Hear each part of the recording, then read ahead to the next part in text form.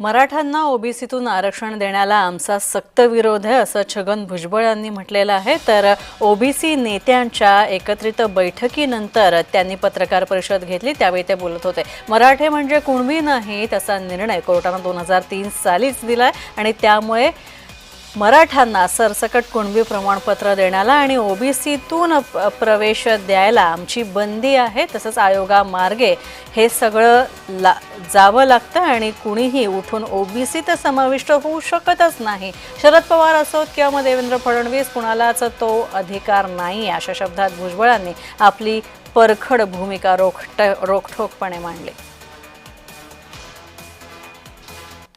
आणि तुम्हाला हेही सांगतो, ही जे मंडळी म्हणतात मुख्यमंत्र्याच्या हातात हे नाही,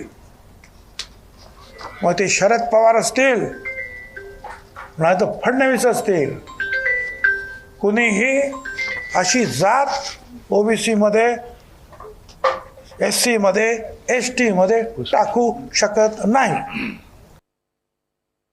आमचे जे काही आम्हाला 27% 17% आम्हाला शिल्लक राहिलेले आहेत, कारण 6% जे आहेत हे भटक्या विमुक्तांसाठी गेले, बाकीचे आणखीन कोणाला ते नोबेटी अमुक तमुक त्याच्यात ते आणखीन सगळे गेल्यावर 2% आणखीन गोवारीला दिले, 17% शिल्लक राहिले आणि 374 जाती आहेत। तुम्ही आमच्यामध्ये त्यांना टाकू नका, एवढी आमची विनंती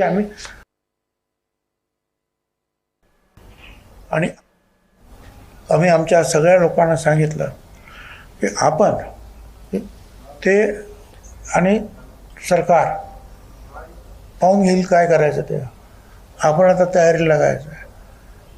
अनेक ठिकाणी उपोषण सुरू केलं, अनेक ठिकाणी उपोषण सुरू करायचंच आहे।